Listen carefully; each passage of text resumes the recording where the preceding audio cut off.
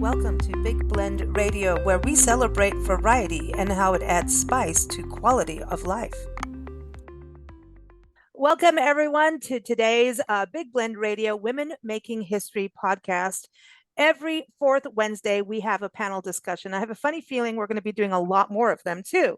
On this show, we like to celebrate women of the past, the present, and the future.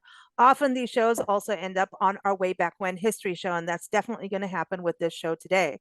Today's podcast is all about pioneering women. And again, women of the past, the present, and the future. We have two men on the show. They're brave today.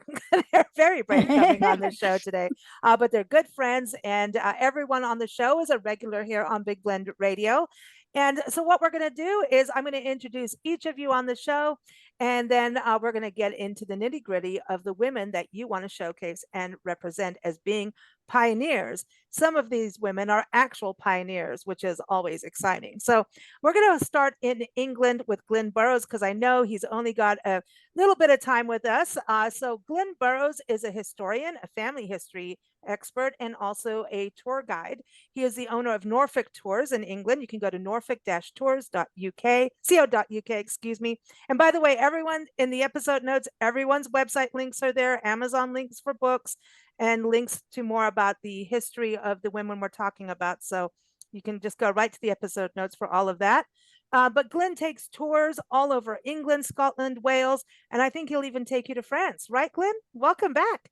Yeah, lovely to speak to you all. I wouldn't mind going to France. I speak French, so I can do that as well. Well, oui. There we go. That's that's the height of mine. But Glenn is on our Big Blend Radio show every fourth Saturday, talking about either some history or talking about travel. His next episode is all about Shakespeare, because him and I have an intense love for Shakespeare, don't we, Glenn?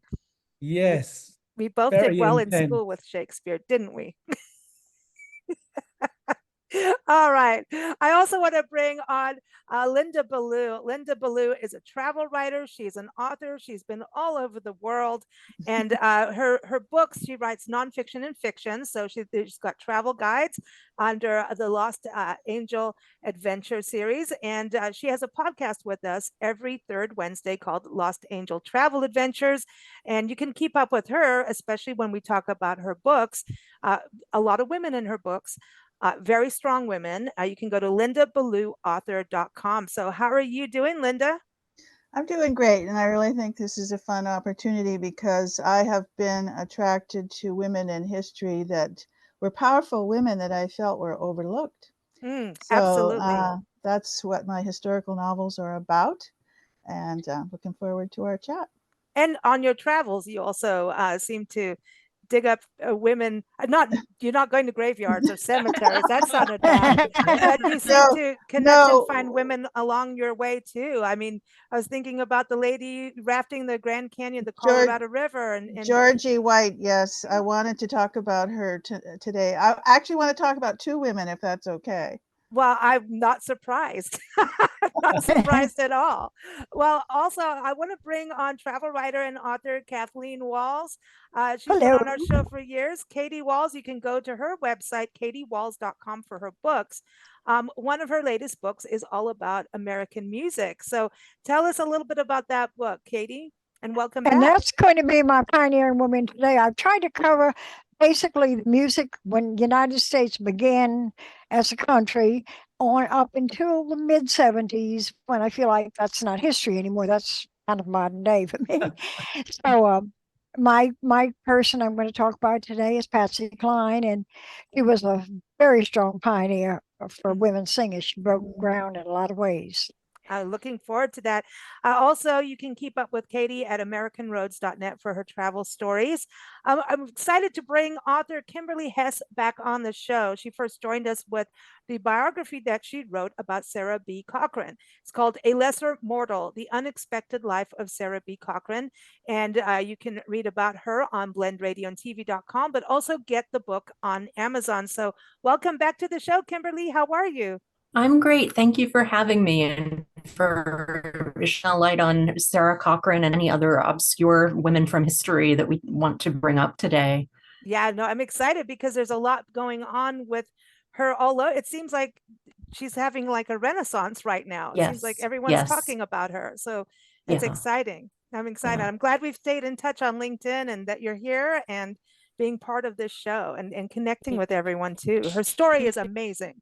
It really is. All right. So now we're going to go to another author. We have Sharon Kurtz. She's a travel writer, not an author, excuse me, travel writer. And she's part of the beginning of these shows too. We just started talking one day and we're like, hey, you know, we're starting this and let's do panels. So it's her fault. You can go to SharonKKurtz.com. So welcome back, Sharon. How are you? Thank you. I'm well, Lisa. It's going to be interesting. You know, we just did an interview with you. You have a show with us, Wonder the World with Sharon, every first Wednesday. And you were talking about Vienna for your August episode. And you started talking about some, you know, pretty high-end ladies in Vienna's history. Yes, And this is going to be a little different today. We're talking about farming. a different kind of woman this time. Okay, but you do seem to stumble on women's history as you travel, I think. I do like women's history, and Mhm. I gravitate toward it when I travel. Ah, me too. Me too. I love it. I love it. Okay, so who have we got next? All right, travel writer Jo Clark, no stranger to Big Blend Radio. She also has a podcast with us every second Sunday. You can, you know, have Glassful Travel, but Jo Goes Everywhere is her Instagram handle, and she does go everywhere. You can go to her website, haveglassfultravel.com. So welcome back, Jo. How are you? I'm great. How are you? Doing good. It's been a long time since we talked, since last night, you know. Just hours and hours. I know. But today you're going to be talking about some modern history, current history, women making history now. As you were introducing, I was thinking, you know, they fit into all three categories: the before, during, and after, because these women pioneers raised buffalo. So they're bridging the gap between women farming and raising massive animals and women running restaurants and opening up that area for the future. I love it. I love it. We also have vocalist and composer Johnny Schaefer back on the show. He co-hosts our Big Daily Blend show every first Sunday. He was on our happy hour show last night too. So welcome back, Johnny. I'm sorry if you're tired of my voice. I'm sorry, but welcome back. How could I get tired of that? Oh, no. It's good to have you back and excited because you're also going to be talking about some modern history, right? Modern music history. Yeah, I love that Kathleen mentioned that she's going to kind of take us up to the 70s, because that's about where the woman I want to put a spotlight on, Teresa Taduri, kind of starts. So it's kind of it'll be a nice flow, because it continued to be difficult for women in the music industry for a long time, and there's still not a parity, and a lot of my female musicians will attest to that. It's still difficult for them, but Teresa Taduri, who I want to talk about, definitely helped to move the needle on that. Very excited to learn about her. And now we've got travel writer and author Elaine Masters. We've been chatting with her over the years, and she's just been all over the world lately. I mean it, like really. You can keep up with her at tripwellgal.com. And welcome back, Elaine. How are you? I am so glad to be here. Yeah, it's good to have you back on the show. And you're also covering some modern history. I am. The woman who I would really love to focus more on is a very quiet pioneer. She is a pioneer in the music and film industry, but also with sustainability and regenerative agro-tourism in the Valle Guadalupe. Oh, see, this is fantastic.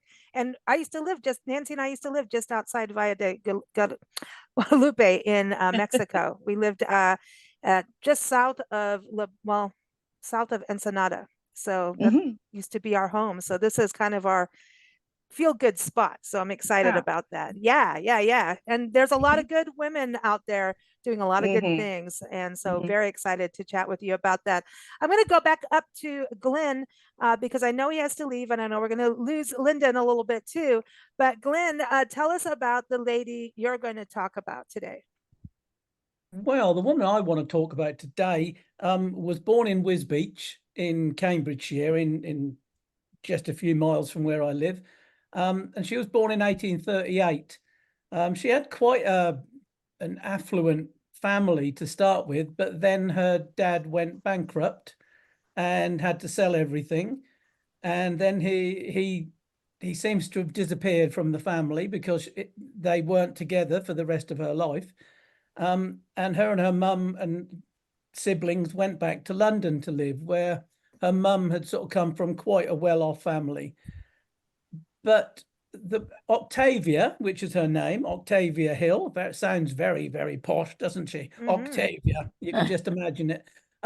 She actually then had to work for a living because, you know, her dad was bankrupt, so mum didn't have a lot of money to start with. But she started working with the poor people. So she was more interested in bringing poor people the education and music and culture and things like that. And her life really was all about helping poor people.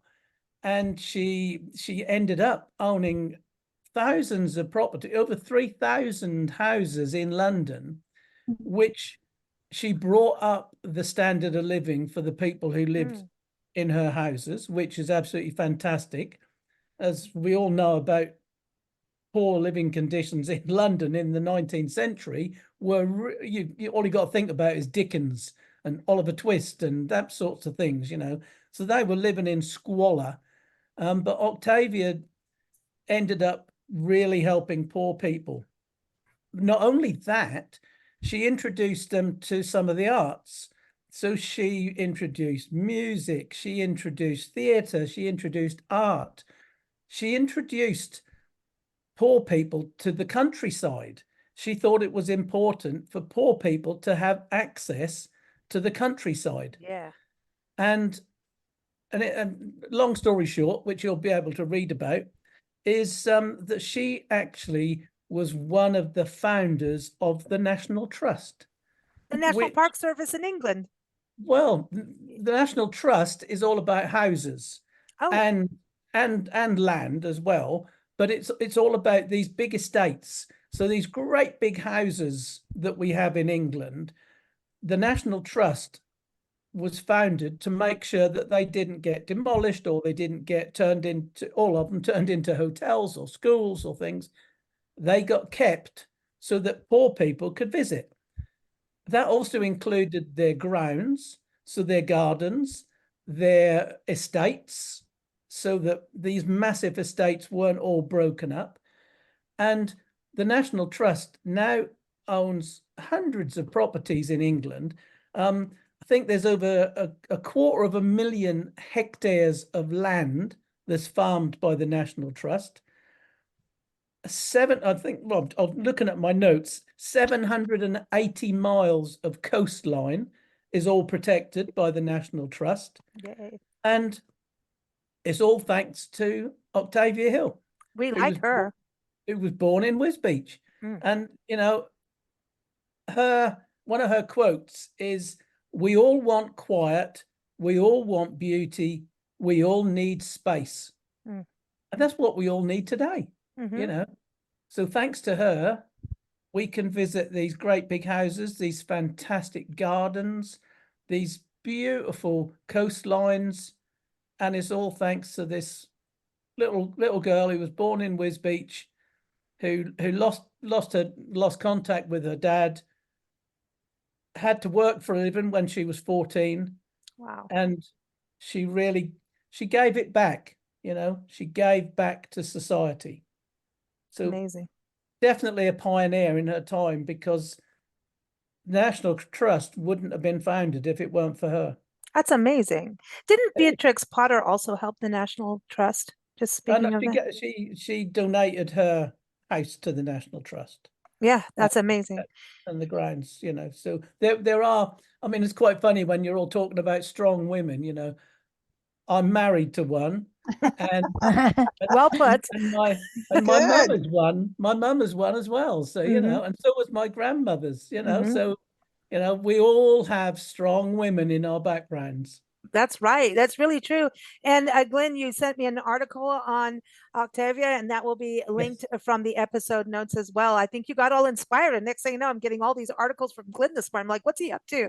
He's all inspired. And you even sent one on Shakespeare. I'm excited to read that. So thank you so much, Glenn. And I think your story about Octavia connects with Kimberly's story about Sarah B. Cochran. So Kim, can you tell us a little bit about who Sarah is and how you discovered her story? Sure. Sarah lived from 1857 until 1936 in southwestern Pennsylvania, so very close to West Virginia.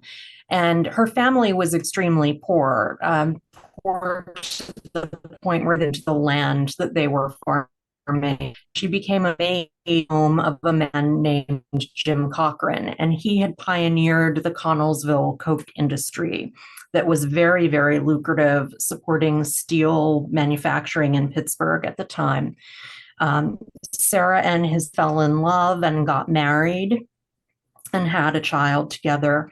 And when Sarah's husband and son died unexpectedly in 1899 and 1901, she was left to run the coal and coke that they owned. So this made her a competitor of Henry Clay Frick's at a time when women were not legally allowed to work in or around Pennsylvania coal mines, and business was considered a man's world.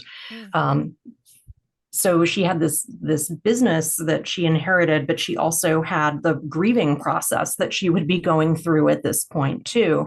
And she was advised to think about the schools and churches that she could help with some of the money that she had. And that's how she got started being a philanthropist, which she did for the rest of her life, as well as staying in the coal and coke industry. Oh. And when I say that she was a philanthropist, she built several churches. She built dormitories, one for men and one for women at two different colleges. And she became a trustee of American University, Beaver College, and Allegheny College. And at Allegheny, she was the first female trustee that the college had ever had. She was also a suffragist and hosted a major suffrage rally at her home in Western Pennsylvania in 1915 that featured Anna Howard Shaw. And I think that's significant because when you do something that publicly, that reinforces the fact that you don't have the same citizenship rights as your male peers and your male employees, that draws quite a bit of public attention and perhaps scrutiny that you wouldn't get if you just wrote a check to the suffrage organization. So she was quite a pioneer in a number of areas.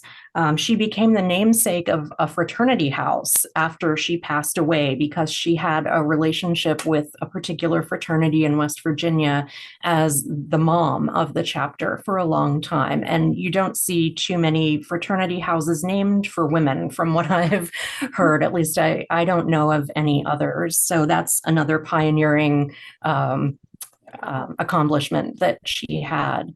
I happen to know about her because I'm related to her. So she was my great-great-grandmother's cousin, and she put my great-grandmother through college. She put a lot of people through college. She would donate musical instruments to people or donate pipe organs to local churches and things that we can't really track.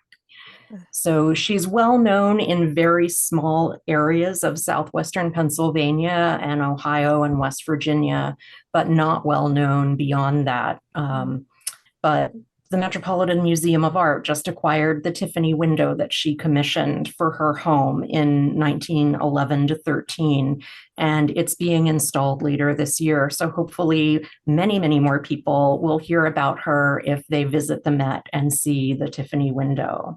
What about that pipe organ? It was amazing. Where is that pipe organ you were posting on social media and on LinkedIn and Instagram? So the pipe organ is at the Asbury Methodist Church in Uniontown, Pennsylvania, also in southwestern Pennsylvania. And that's one that she donated in 1919. And the very first piece of music to be played when it was dedicated at the church was the William Tell Overture. So I had the good fortune of not only getting to hear the church organist play the William Tell Overture or parts of it for me when I was there, but I also got to go inside the air chest for the pipe organ, which I've never had any reason to do before, but it's just incredible to get inside that and see how the organ operates in a way that you would never think of just watching someone play it. That's fantastic to me that you're actually being able to go to places where she has been and her hands have done something, in donations, and, all of Yes. that is amazing. And to know that you're related is also really pretty incredible to have that connection. So I want to delve into that a little bit Yeah. more. But first, Linda Ballou, I want to go over to you. And Okay. I want to focus on Isabella Bird Right. first and on timing wise. Sure. So tell us a little bit about her, because I'm trying to keep this kind of in Sure. context of timelines. I think I'm kind of getting it right. Right. Okay. So, Embrace of the Wild is my historical novel inspired by Isabella Bird. Now, she was a woman who was born in the 1830s, and for the first 40 years of her life, she was basically an invalid. She had tumors on her spine, and the doctors at that time did all sorts of horrible things to her to fix her. They operated on her without anesthesia. They bled her with leeches and incisions, and they gave her all sorts of doses of laudanum and strange medications. So by the time she was 40 years old, she was an absolute total mess. And at that point, she lifted herself from the invalid's bed and said, "Goodbye, doctors." She lived in Scotland. "Goodbye, England, you dreary place, you dreary, rainy Don't say place." that. Glenn's on the show. I know Glen's going to kill me, but she felt that way about London. Anyway, she got on a world cruise and was caught in a hurricane that landed her in Hawaii for 6 months. And she wrote a book, 6 Months in the Sandwich Islands. And she had a transformative experience there where she learned that if she sat astride and rode horseback astride instead of side saddle like a Victorian lady, that she didn't have pain in her back. This liberated that woman in so many ways. And she became she was a pioneer in many levels. She was a breakout woman in that she wasn't looking for marriage. She was looking for adventure, and she was totally engaged in exploration. And so she said things like, "If you want to be a vine around a tree, then marry." She was way ahead of her time in terms of wanting to be herself. Can you do that again? That was cool. So she goes from Hawaii transformed, goes to the Rocky Mountains in Colorado, rides 800 miles solo in the Rocky Mountains, writes a book, A Lady's Life in the Rockies, that inspires millions to come, not millions at that time, but even today inspires people to come to the Rocky Mountains. And she had a romance there with Rocky Mountain Jim that is, rumored. So she was an incredible woman in so many levels. I mean, she went on her solo ride. I mean, I followed it on a drive, her 800 miles through the Front Range. I mean, I can't imagine doing this ride that she did by herself, in the fall with snow, and her little feet frozen to the stirrups, and stopping wherever there was a light in a cabin and knocking on the door and sleeping with the children. I mean, this woman was so out there, it's unbelievable. But she didn't stop there. Then she went on to become the first white woman to go to China. Not China, she didn't go to China, she went to Japan, Korea. Oh yeah, she did go to China. She didn't go to India, and she traveled solo. Now, in those days, there were women travelers like Lady Dixon, but they went with an entourage, carrying their luggage and so forth. but Isabella went solo into places where they had never seen a white woman. And she started sketching and she got into photography and she recorded her times there and she became like an ambassador to these places. And she became the first woman inducted into the National Geographic Society in England. So this woman, I felt, was just so inspirational to me because I'm a travel writer and she was the best loved travel writer of her day. Her writing is so lyrical and poetic. I mean, I certainly can't duplicate her writing. In my novel, I did my best, but my writing is not close to the beautiful language that she has in her books. But her books are journals that she sent back to her sister, Henrietta. So it's not a novel, it's a diary, pretty much. So what I tried to create was a novel with a dramatic spine and the things that you put into a literary effort. So that's Isabella Bird. But I want to touch back because Glenn is on here because Linda was on the BBC with this, Glenn. So this ties back to your area of England, so that's pretty cool. Right, I forgot. It definitely is. Yeah. Apart from the fact that she had something nasty to say about England. Well, I'm sorry. I'm sorry. Isabella said it, not I. I love England and the countryside and so on. But anyway, I was honored to be the Isabella Bird expert on the BBC docu-series Trailblazer. And they came to Rocky Mountains in Estes Park, she's considered to be the mother of the Rocky Mountain National Wasn't Park. One of the Spice Girls on there with you? Yeah, Melanie Brown and then Emily Atack and Ruby Wax were the actresses that interviewed me at the Bird and Jim restaurant in Estes Park, and I have my 4 minutes of fame. But unfortunately, they didn't air it in the US. So Glenn, it's up to you to watch it in England. Yeah. Yeah, but I thought it was so funny. I saw a clip of it and one of the ladies turns to Linda and says, well, don't you think we could go and write it? And Linda just looks at her shoes and like, no. That was really funny. It was great. I want to, before we get into the meat, let's go to the potatoes because Sharon, I think I'm trying to keep to these timelines. So tell us about your lady. Yes, well, I want to talk about a pioneer, a legendary pioneer from Alaska, before Alaska was ever a state. So I want to talk about Fanny Quigley. Not too many people know about Fanny, but I went to Alaska in 2021, right as the COVID rules were lifting. And I led a women's tour there, but then I researched and stayed on to write and find stories to write about. And I read about Fanny Quigley. She was a pioneer and she was born in 1870 in Nebraska to Czech immigrant parents in a very, very poor lean-to. And she left home at 16. She spoke Czech. She didn't speak any English. And she made her way west working in railroad camps. You can imagine that was a pretty tough life. Wow.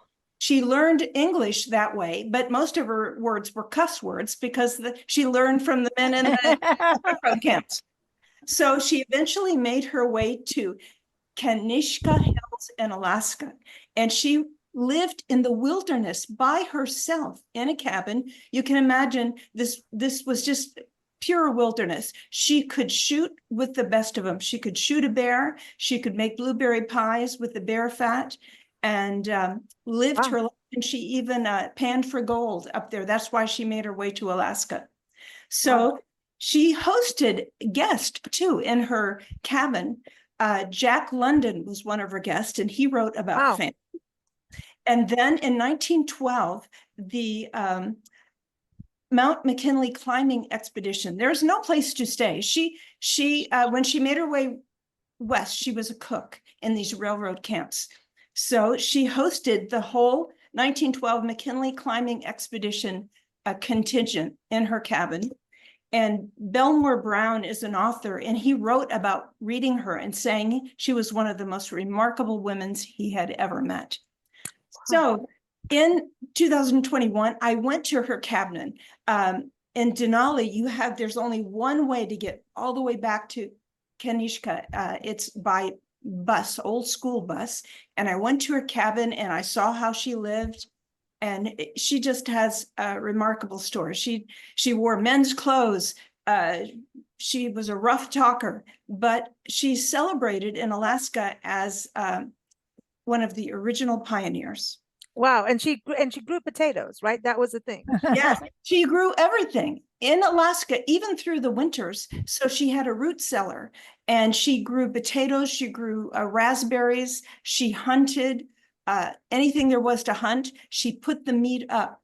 She put the vegetables and fruits up. And then that's how she lived. Wow. I was going to say you're in Denali, so you're talking about a school bus, and that's where Christopher McCandless died, I think, was on a school bus. Yes, I went there. That You was did? Yes. Don't eat the That's right berries if where you it don't was. know them. I mean, really, you need to know your berries. But I was going to ask Linda Ballou lived in Alaska as a kid. So do you know this area? Right. Well, I don't know that area. I was in the Inside Passage, but we had people like Strawberry Shorty, Porcupine Pete, who lived out in the woods. Strawberry Shorty, actually, he made a living with his strawberries.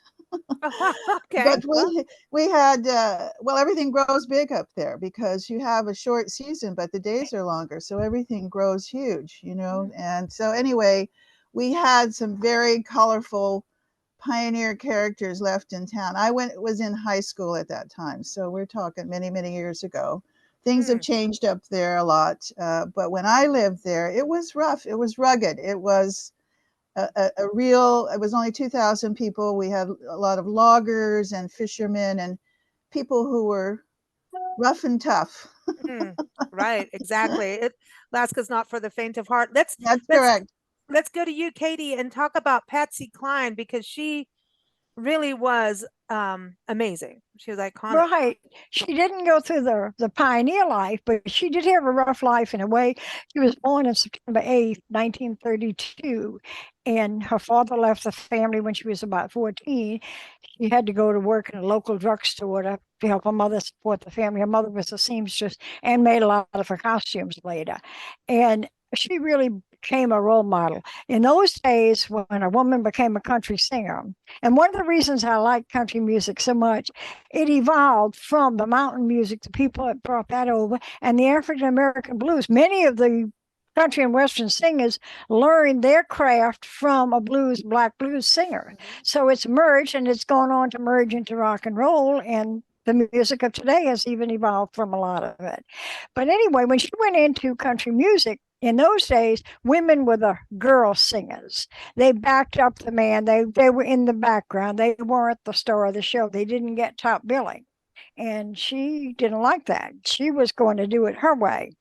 And she broke into it. She tried when she was 15 on a local radio station. But her real career began when she began recording in the early 50s. And it only lasted for 8 years. But during that 8 years, she broke so many of the rules. She was the first woman admitted to the Country Music Hall of Fame. Before that, it was all the guys. In her day, the women, if you ever watched country music, the old Grand Ole Opry, they wore the nice, long, demure, ladylike dresses. She wore cowboy outfits and she wore boots. And of course, in those days, if a woman got a divorce, that was the end of her line. Well, Patsy's first marriage to Darrell Cline didn't work, so she got a divorce. And she kept her career, and she kept going, and she still rose up to stardom. She was in a terrible car crash. Within a year, she was back on stage performing with crutches. Wow. Wasn't her husband pretty abusive? Kind of a drunk her abusive? second husband, Okay. Charlie Dick. She did stick with him. He was somewhat of a womanizer. The first husband, it doesn't go into a lot of why. They apparently just didn't mesh. And she was very young, but she did keep the name Cline from him, who was her first husband. Her birth name was Virginia Patterson Hensley. And that didn't go over too well. So the Patsy. Right. Patsy and Cline was then her married name when she began performing. So she used that. And some of her songs, 1962 hit, she sang Crazy, which was written by Willie Nelson. It made #2 on the country charts. but it jumped up to number 7 to number 2. I'm sorry. Crazy was her big number 2 hit on the country charts. But after she died, it went on to become the number 1 jukebox hit of all times. Wow. And she was one of the first country artists who had a crossover. Her Walking After Midnight, 1957, it hit number 2 on country, hit number 12 on the Billboard Pop Music. Yeah, with So Tiffany. Didn't Tiffany cover that? The pop singer Tiffany She covered may it have, I'm not really sure. in the 80s. Yeah, but it was her that did the original one that hit the number 12, was her version of it. Mm. And I've been to both her childhood, teenage home in Winchester, Virginia, and also in Nashville to the Patsy Cline Museum. And if you go to Nashville, Johnny Cash Museum's downstairs, Patsy Cline's upstairs. See them both; they're fantastic. Mm. And when she performed in New York City, Patsy Cline and Minnie Pearl were the only 2 women in the Grand Ole Opry show in Carnegie Hall, and she was given the key to the city, New York City, by New York's mayor. Wow. So she did an awful lot that women in her day wouldn't have even thought of doing.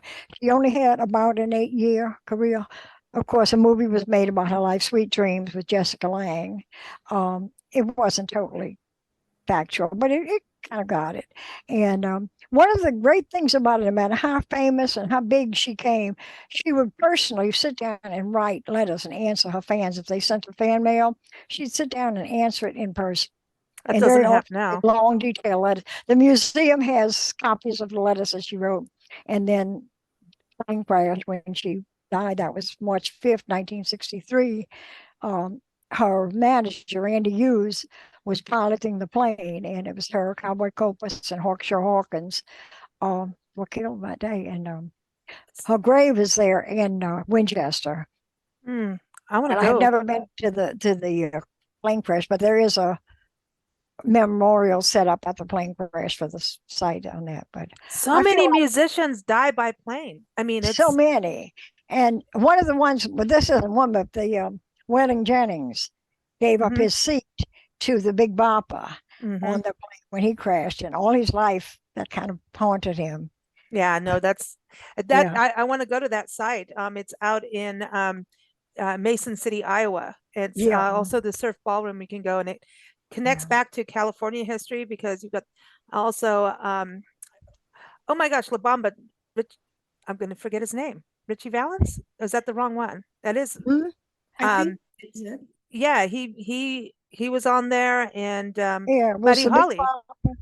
Yeah, Yeah, Buddy Holly was Holly, on there. Big Bopper, Yeah. and Oh man, it's sad. All the and they just well, found out. they're rushing from one show to another, and music is not everybody. We see the glamour of it, but it's, if you really look at musicians' life, they have a rough life. It's not. Yeah, Johnny.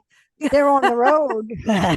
Well, they're on the road so often. I mean, some of them living in the buses, practically traveling here and there, and it's not like, just jump on a Zoom. I It's, think you Dolly gotta be Parton there. lives in an RV pretty much most of her life and Oh, changes up, she's but she fantastic. loves her RV, Yeah. and I get it. She's another real pioneer in the music field. She is. And giving, a very giving Yeah, woman. she is and she doesn't brag about it. She just does it. Exactly. I love that. Let's keep to the same region. If we will, I'm going to go over to Joe. We're going to talk about buffaloes because we did potatoes and blueberry Okay. pie. Tell us a little bit about the Buffalo women. Well, my friends Connie and Carla are not classically trained as chefs. They didn't come through the culinary line. One is actually a theologian. She has worked as a youth minister. The other one was a trained therapist and actually went to Radford University, same place I went. So the two of them met as FedEx drivers. This is in Virginia. In Virginia, in the Blue Ridge Mountains of Virginia. So they met through the connection through FedEx, and there was a man selling a restaurant in Reiner, a little teeny speck on Route 8, but it's really close to Radford and Blacksburg and Christiansburg, so it's got a lot of traffic. It's the shortcut if you're trying to get to Radford or Virginia Tech. You go up the mountain from Martinsville, from Greensboro, from Ferrum, from Rocky Mount, Stewart, all of those places. This is the route you take, is Route 8. So they had a prime location next to the service station. And when he sold the restaurant to them, they took it over and had both of them have mamas with really good dessert recipes. They had supportive families that helped and pitched in. I know Carla's dad did a lot of the work, the manual labor and building things, that kind of stuff. So they, I guess they probably owned the restaurant maybe 3 or 4 years when the man said, well, he wanted to sell the bison herd. And, they said, well, we got to have meat. So they bought that too. So now they're herding buffalo and running a restaurant. Wow. And yeah. And and that's why I thought of them when you put up the notice about the topic this week being the pioneer women. Boy, the pioneers, that's what they did, was the buffalo. The buffalo were hunted bison, American bison, but buffalo just rolls off the tongue easier. European settlers that came to this country and started moving progressively toward the west pushed those buffalo further and further and took up the natural habitat. It was reduced. They were nearly extinct by the 1900s. There were only a few hundred left in the entire United States. So a fun fact is the only place bison have lived nonstop since prehistoric times is Yellowstone National Park. And we all know how that works out. We see the Turons of Yellowstone. Those videos are there for good reason. The bison are huge. They're ill-tempered when they're looking for love. The joke is there's a Bruno platter on their menu. And the joke is Bruno cornered Carla in the feedlot. And so, if you're mean to Carla, your days are numbered. You're going to be on a plate. Oh dear. Well, going on the menu. But the history, the bison, it's really, we've seen a few of them in different refuges across the country, and they are native species of this country. Yes. We have cattle, which are not actually native species to our country. Right. So when you look at sustainability, a lot of people eat grass-fed buffalo, right? Yeah, and it's healthier. It's delicious. Yeah, I don't eat a lot of it, but but I think women in agriculture, and then even I know a cattle ranching woman who's an incredible artist, Alice Lease, and her family ranches in Texas, in the western plains of Texas, and they do it old school. They round their cattle up on horseback. Everything is done in that form so that it's better for the animals. You're not running them with Jeeps and ATVs and things like that. Very much a family history of ranching in the right way, and an incredible artist. She goes stays in national parks and paints all over, from Hawaii to Dry Tortugas. So it's pretty incredible. But for women to be in that industry, that is pretty pieneering. Just like your lady up in Alaska, I think that's pretty pioneering too. Getting your hands in the dirt, and I've heard of them in Greeley area of northeast Colorado. There's a lot of women pioneers that dry farmed, which is not easy. You have no water out there. You have incredibly brutal winters. They have a lot of cattle up there too. And there's a lady, Rattlesnake Kate. And Rattlesnake Kate, they have the Pawnee grasslands out there. And the Pawnee grasslands are amazing, biodiverse, beautiful. And if you go and all the wildflowers are blooming, the one thing you will also experience are rattlesnakes. In fact, the headquarters of rattlesnake research is at the university in Greeley, Colorado. And so that just kind of tells you what you better take rattlesnake spray and wear boots when you go to this grassland area. But Rattlesnake Kate was coming home. She had her little cabin and she lived alone with her sons. Her husband had died, and she had her two sons with her, getting to her cabin. And you know, you do get rattlesnakes that live together in like a rattlesnake den, and they were all out, and she couldn't cross over to her cabin. She took her rifle, she shot them all that she could. I mean, we're talking hundreds of rattlesnakes, no joke. Grabbed her son's rifles and beat them up. So she killed all these rattlesnakes, right? That's horrific. To me, that's kind of a traumatic experience. Took them all, skinned them, and made a dress out of the skins of these rattlesnakes, and then took all their venom. And her venom that she collected, she started working with the university way back when on anti-venom for us humans. If we get bitten by a rattlesnake, you can thank Rattlesnake Kate. But her dress, it's in the museums there. They have this whole, I should show the picture of her, of this. It was like a flapper style dress of a rattlesnake skins. I'm like, that's crazy. That's crazy. So anyway, just there's these pioneering women like that blow my mind. Elaine, let's go to your ladies out in Mexico, in Baja California. Yes, hi. Hey. This is so much fun. I'm learning so much about I women. know. and- I'm like, and yeah, we can pioneers. shoot and make a blueberry pie and then ride through the Rockies, right? Absolutely. Well, my pioneer is a contemporary who I had the good fortune to meet recently. And she's one of those quiet pioneers. And one of those people, the more you find out about them through other sources than them personally, you are blown away by what they have accomplished and what they are accomplishing. So Eileen Gregory is the woman that I met. And she worked for more than 30 years as an executive and creative producer in music, TV, and the film industries. And in the UK, we have ties today. She worked with Dave Stewart of the Eurythmics. Oh, yeah. And others to found Energy, which was a first channel focusing on environmental issues and sustainability, human rights issues, and personal growth. And that kind of has become a very quiet theme in her trajectory ever since.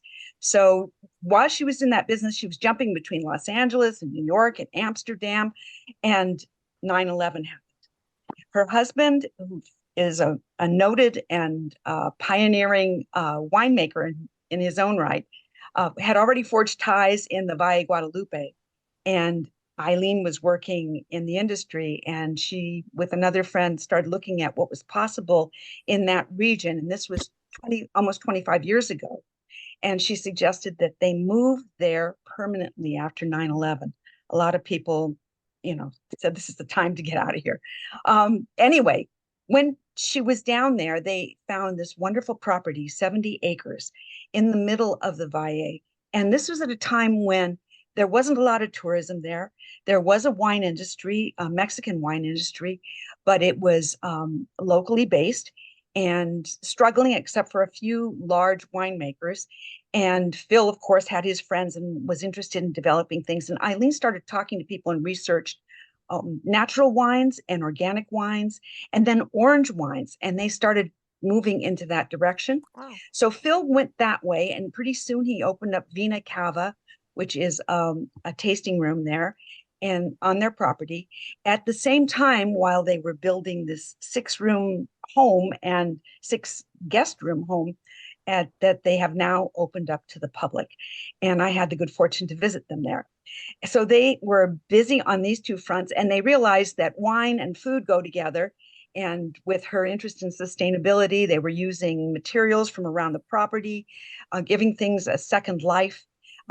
Upturned retired panga boats are on the rooftop of the tasting room. They used a lattice made from old hoses to shade the area near Troika, which is the cafe that they built, open air cafe, because there wasn't at that time a year-round restaurant open in the middle of the Valle. Since then, it has taken off. Many people have heard of it. It's been written about as a wine region in its own right, but similar to Tuscany in its terroir, in the land and the minerality there. So a lot of things were growing. There's all these chefs that have since come in, and just recently, the Valle was awarded 10 Michelin stars, which is amazing. And looking at all this, Eileen wanted to keep going and supporting the community. And she has since at the villa started a dinner series working with the chefs, the local Mexican chefs, to for her guests, that when you stay there, you have the opportunity to have this spectacular tasting menu using local ingredients from seafood, meats, organic, all organic produce. And these meals are made for you when you're there as a guest. So I found it as a wonderful chance to find this quiet space in the middle of the Valle with there's a lot of tourists and Mexican tourists, especially coming into the Valle too. So they have formed this oasis in the middle of things. And at the same time, continuing her interest in art and foods, she has worked with a wonderful curator from Mexico City, Pablo Leon de la Barra. And he's worked with in Sao Paulo, Brazil, as a director of the Museum of Modern Art there. He's worked with the Guggenheim. And together they identified a series of artists to build sculptures in what they're calling the Vina Cava Sculpture Park on the property, using some of the acres that are not planted with vineyards or with the restaurant and the tasting room. They have all this space, and they have a sculpture garden, and it is open to the public. It's also, there's a wonderful trail leading from their villa down into this property. They've adopted 4 or 5 donkeys that are very friendly. They're there on the property, so you can take walks with them and see this artwork at the same time while you're visiting the tasting room. And I did want to mention the award-winning chefs who are creating these dinners in the villa are Cesar Vasquez and Elsa Olmos, who are living there now in the Valle and creating these meals, as well as running Troika. So there's all this artwork. And the last thing I'll say about Eileen that just blew my mind is that she's continuing her interest in sustainability and food security by working on the board of the Berry Good Foundation, which has initiatives on both sides of the border. And they're organizing workshops every year focusing on regenerative agriculture, like some of your other ladies, and organic farming. So she's got a lot of things she's pioneering and moving forward on. That's awesome. I mean, the regenerative farming is such a big deal. It's necessary. It's actually more important than organic farming at this point because of our topsoil. So I think that's fantastic that she's leading that, and also that I'm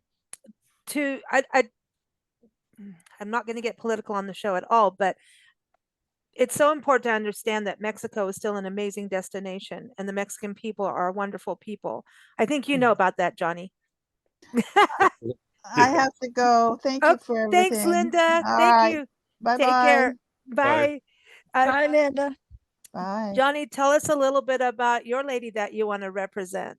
Yes. So Kathleen, my musical heroine that I want to focus on today, Teresa Taduri, would definitely share your praise for Patsy Cline. And I think that powerful musicians influence those around them and the musicians that follow them in many different ways. And there are a lot of different ways you can measure someone's impact on their industry or the world around them. And some of them get famous and some of them don't. But when I talk to many of the musicians, the songwriters and singers that I admire, many of them will tell you that Teresa Taduri is one of the best songwriters, if some of them even say best songwriter that they know. Wow. And that she started performing live when she was 15 years old. She was born in the San Francisco Bay Area.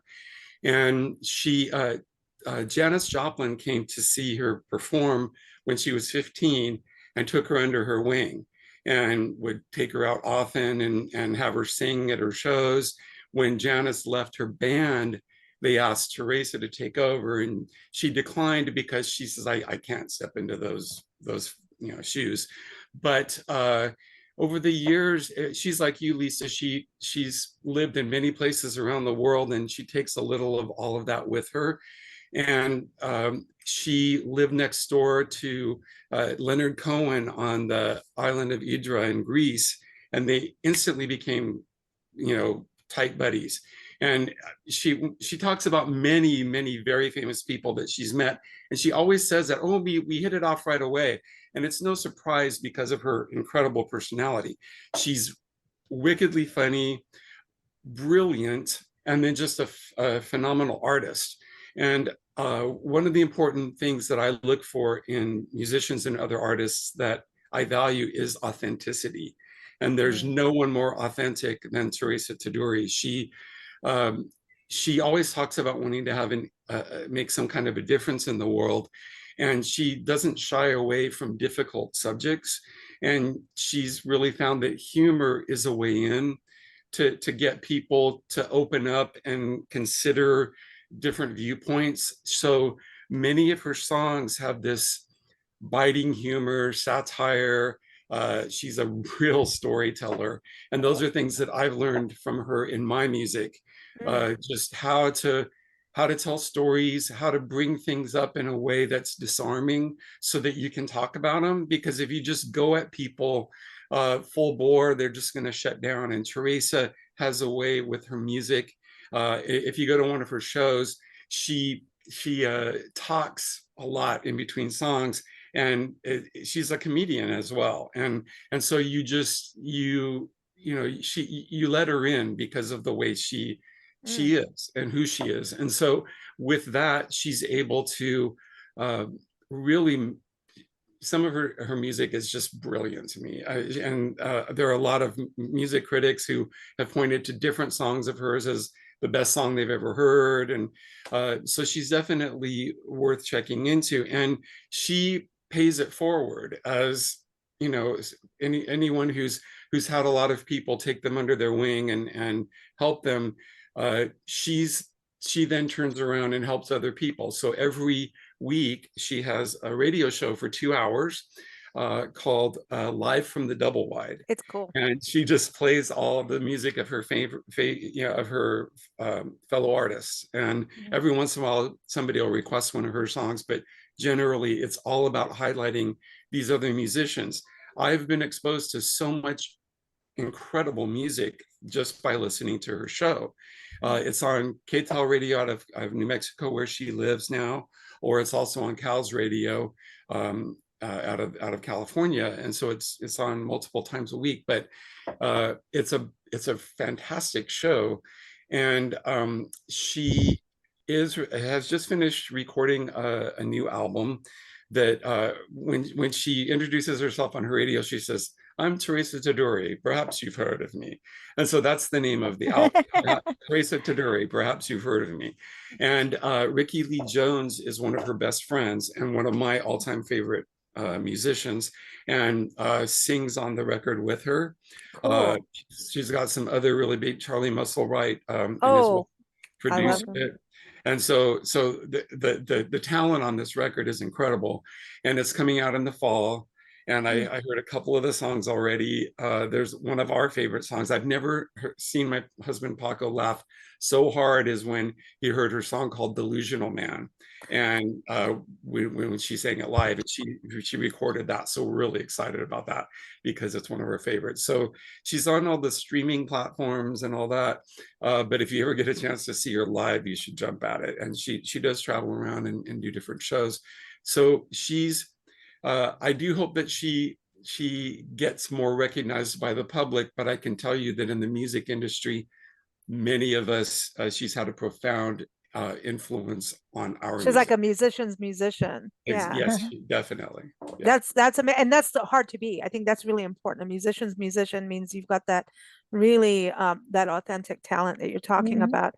And I want everyone again to know the links in the episode notes will link out to like Kimberly's book about Sarah B. Cochran, to all the articles, like Joe's got an article about the Buffalo women, so all of that will be in the episode notes. And I know Elaine's got an article too. I wanted to touch back with each of you and just tell me one quality that you learned that you want to embrace from the women that you talked about today? Just one quality that you went, I want to add more of this into who I am as a person, something that you learned from them. So let's start with you, Elaine, because you're smiling. Oh, well, thank you. I think the word that came to mind is community, the importance of community. The one thing that Eileen has really done is to create a community in a new land that she was not born in. And it takes time and it takes energy. And as I've had the good fortune to travel around the world, I am looking more and more for locals, for community with which who to focus on, and to bring to light in my work. So I think that's the biggest lesson for me, is the importance of that community, especially as we get older. If we can find a family and a home that we create for ourselves too. So it's not purely unselfish by any means. No, I love that. Kimberly, what about you with Sarah B. Cochran? Well, I was amazed by how she was able to move away from her husband and son's very tragic deaths and go on to have a very joyful life for, I would say, maybe 36 more years. So I think her capacity for joy is something that I would want to see more of. Yeah, that's important, and it's hard. Do you think her work came from all that she did, which was a lot? And I know you're going to come back on the show for our Women's Equality Day, Yes. talking about her work and how, as a philanthropist as well. Do you think a lot of that helped her get through the grief, was by giving and doing? I think so. I think it did. I think that it had to make her feel very good to see other people maybe improving their lives, whether just making themselves happy by playing a musical instrument that she gave them, or being able to go and get a college education because of her. I think that had to make her feel good.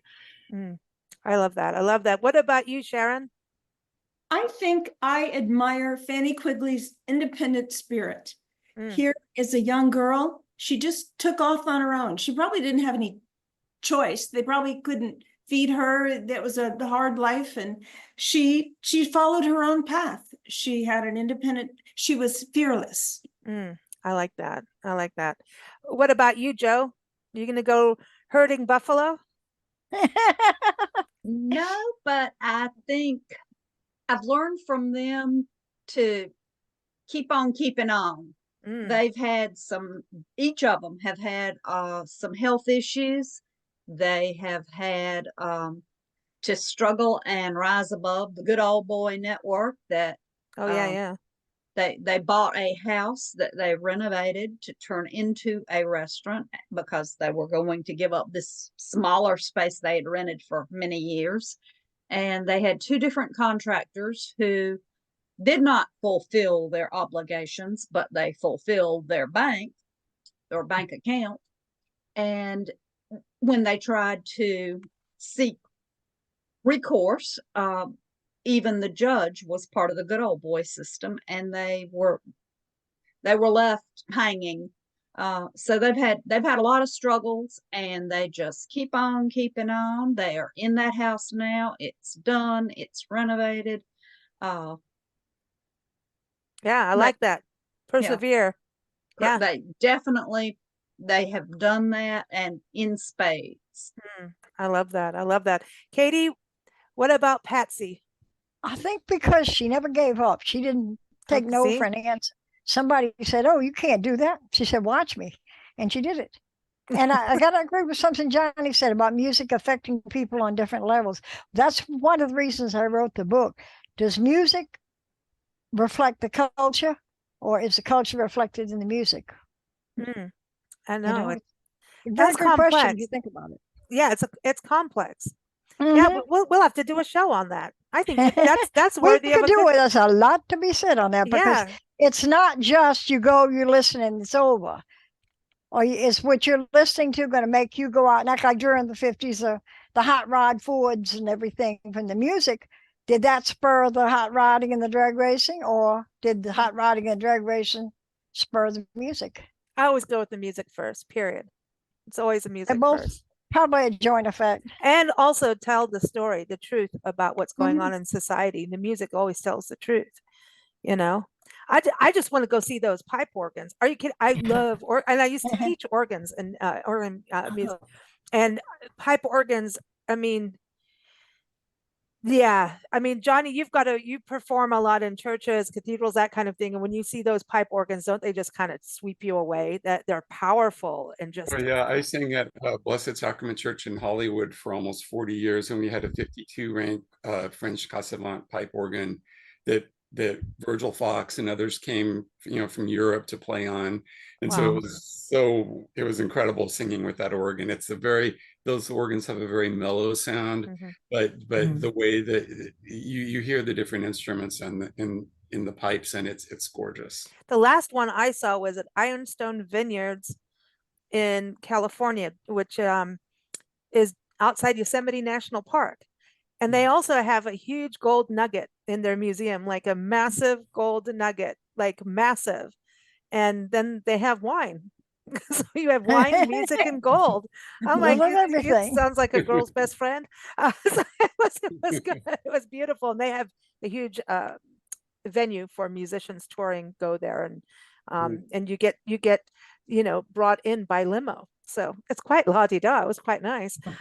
Johnny, tell us about the qualities or something that you learned from with Trudy. Teresa. I mean, why did I say yeah. Trudy? Yeah, I don't know. But she's Tudor Trudy. is her last name, Yeah. so you bridged them.